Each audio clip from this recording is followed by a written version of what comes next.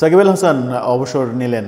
Shakib Al Hasan টি-20কে by বললেন, টেস্টকে by বলছেন, কিন্তু দেশে দক্ষিণ আফ্রিকার সঙ্গে সিরিজ খেলার কথা বলছেন। যদিও আমার মনে হয় না দক্ষিণ আফ্রিকার সঙ্গে দেশে এসে তিনি সিরিজ খেলবেন, কিন্তু টি-20কে বাই বললেন কেন?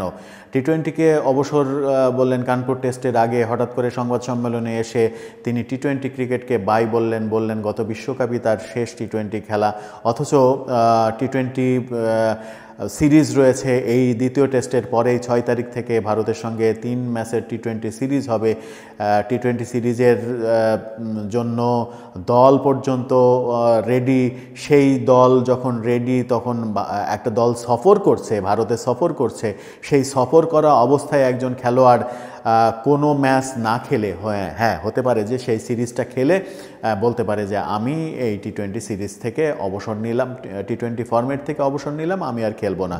কিন্তু সিরিজ শুরুর আগে, সফরে যেয়ে সিরিজ শুরুর আগে টি-20 সিরিজ থেকে, টি-20 ফরম্যাট থেকে বিদায় নিচ্ছেন, বলছেন গত বিশ্বকাপে আমি শেষ খেলা খেলেছি। তার মানে কি দাঁড়ায়? তার মানে এটা স্পষ্ট দাঁড়ায়, সেটা হচ্ছে বিসিবি থেকে তাকে বলে দেওয়া হয়েছে তোমাকে দলে রাখা হচ্ছে না, তুমি সসম্মানে টি-20 ক্রিকেটকে বিদায় বলো, অবসর ঘোষণা করো। এটাই ঘটেছে। আর এটা যদি সাকিব আল হাসানের ক্ষেত্রে ঘটে, তাহলে এর চাইতে দুঃখজনক ব্যাপার আর নেই। হ্যাঁ, ব্যাটসম্যান সাকিব আল হাসান ভুগছেন অনেক দিন থেকেই, কিন্তু বোলার সাকিব আল হাসান কি ভুগছেন? পাকিস্তানের টেস্টেও কিন্তু দারুণ বল করতে দেখেছি আমরা তাকে। বোলার সাকিব আল হাসান এখন পর্যন্ত বাংলাদেশের সেরা স্পিনার, এটা অবধারিত সত্য। এর বাইরে আর কোনো সত্য নেই। বাংলাদেশের স্পিন বোলিংয়ে তার ধারে কাছে নেই। হ্যাঁ, সাম্প্রতিক সময়ে আঙুলের ইনজুরির কারণে হয়তো একটু সমস্যা হচ্ছে, সেটা ভিন্ন কথা।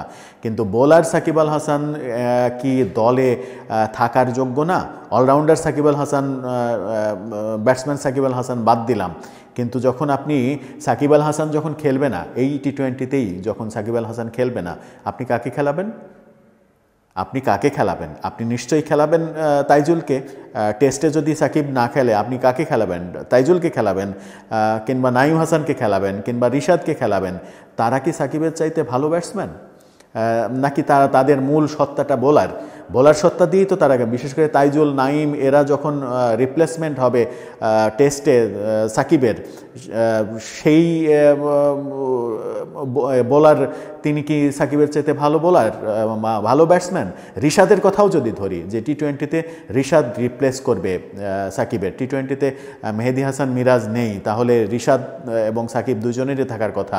যদি সাকিবকে না রাখা হয়, তাহলে হয়তো মেহেদী হাসান মিরাজকে অথবা তাইজুলকে রাখা হবে। আপনি যাকেই রাখেন, বাংলাদেশে কোন খেলোয়াড়টা এখন পর্যন্ত তৈরি করতে পেরেছি আমরা, যে খেলোয়াড়টা স্পিন বল সাকিবের চাইতে ভালো করে এবং ব্যাটিং সাকিবের চাইতে ভালো করে, কিংবা সাকিবের ধারে কাছেও কেউ রয়েছে?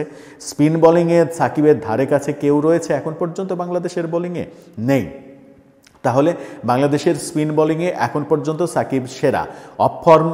অফ-ফর্মের কথাও যদি ভাবা যায়, তাহলেও পাকিস্তানের সঙ্গে টেস্টে তিনি দারুণ বল করেছে। আঙুলের ইনজুরির কারণে তিনি যদি খারাপ খেলেন, সেটা একেবারেই ভিন্ন বিষয়, সেটা একেবারে প্রাকৃতিক বিষয়। সেই বিষয় নিয়ে কোনো রকমের তুলনামূলক চিত্র আঁকা যায় না। তাহলে সাকিবকে বাদ দেওয়ার এই হঠকারী সিদ্ধান্ত বোর্ড কেন নিল? কেন বোর্ড মনে করছে যে সাকিবকে ছাড়াই এখন বাংলাদেশ দল চলতে শিখেছে? সাকিবের বিকল্প খেলোয়াড় কি আমরা তৈরি করতে পেরেছি? কোনোভাবেই কি তৈরি করতে পেরেছি? সাকিবের আশেপাশে ভেড়ার মতো খেলোয়াড় কি এখন পর্যন্ত তৈরি করতে পেরেছি? হ্যাঁ, ব্যক্তি সাকিবকে নিয়ে অনেক সমালোচনা থাকতে পারে। ব্যক্তি সাকিবের আমিও অনেক বেশি সমালোচক। খেলোয়াড় সাকিবের, মানে মাঠের সাকিব বাদ দিয়ে খেলোয়াড় চরিত্রের সাকিবেরও অনেক বড় সমালোচক আমিও। কিন্তু খেলোয়াড় হিসেবে, মাঠের পারফরমেন্সের খেলোয়াড় হিসেবে, as a bowler, as a batsman, সাকিবের বিকল্প, অ্যাজ এ অলরাউন্ডার সাকিবের বিকল্প কি ধারে কাছে কেউ আছে বাংলাদেশে? নেই। যদি না থাকে, তাহলে এই হঠকারী সিদ্ধান্ত কেন সাকিবকে দিয়ে জোর করে বলিয়ে নেওয়া হলো যে তিনি টি-20 থেকে অবসর নিচ্ছেন? গত বিশ্বকাপই তার শেষ খেলা। গত বিশ্বকাপই যদি শেষ খেলা, তাহলে সেটা বলতে তিনি এত সময় নেবেন কেন?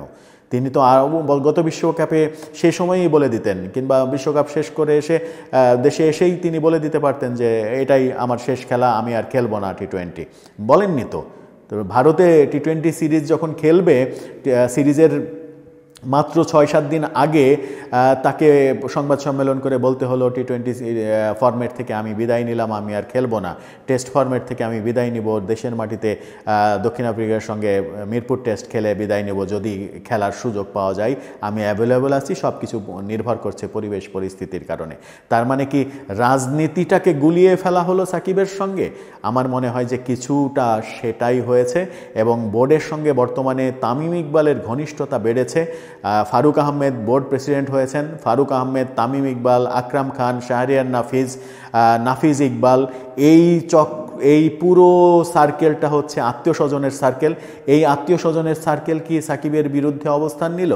সাকিবের বিরুদ্ধে যদি আত্মীয় স্বজনের সার্কেল অবস্থান নেয়, তাহলে বৈষম্য বিরোধী ছাত্র আন্দোলনের ফলে আমরা যে সুস্থ একটা সমাজ পেলাম, আমরা যে সুস্থ একটা দেশ পেলাম, সেই সুস্থ দেশে, সুস্থ সমাজে একজন ক্রিকেটার সাকিব আল হাসানের ব্যাপারে কি আমরা সুন্দর, সুস্থ, অসাধারণ সিদ্ধান্ত নিতে পারলাম? নাকি আপনারা মনে করছেন বোর্ড কর্তারা এটাই ভালো সিদ্ধান্ত হয়েছে, সাকিবকে বাদ দেয়া, সাকিব খেলোয়াড় হিসেবে সাকিব আর চলে না? যেহেতু সাকিব নিজে বলেছেন যে তিনি বিভিন্ন লিগ খেলবেন, ফ্রাঞ্চাইজি লিগগুলো খেলবেন, এবং এটাও বলেছেন যে বোর্ড যদি মনে করে যে কোনো সময় আমাকে প্রয়োজন, তাহলে আমি অ্যাভেলেবল থাকবো। তার মানে কি তিনি ইনডাইরেক্টলি স্পষ্ট বলে দিয়েছেন তাকে দল থেকে বাদ দেওয়া হয়েছে। দল থেকে বাদ দেওয়া হয়েছে বলেই তিনি নিজের মান সম্মান বাঁচাতে অবসরের ঘোষণা দিলেন। এটা কি ঠিক হলো? আমার মনে হয় বাংলাদেশের ক্রিকেটে অনেক বড় একটা ভুল সিদ্ধান্ত হলো। ক্রিকেটের মধ্যে রাজনীতি ঢোকানোটা ঠিক হয়নি। যে ভুলটা আওয়ামী লীগ সরকার করেছে, সেই একই ভুল যদি অন্তর্বর্তীকালীন সরকার করে, তাহলে এর চাইতে দুঃখের বিষয় আর আমাদের কিছু হতে পারে না।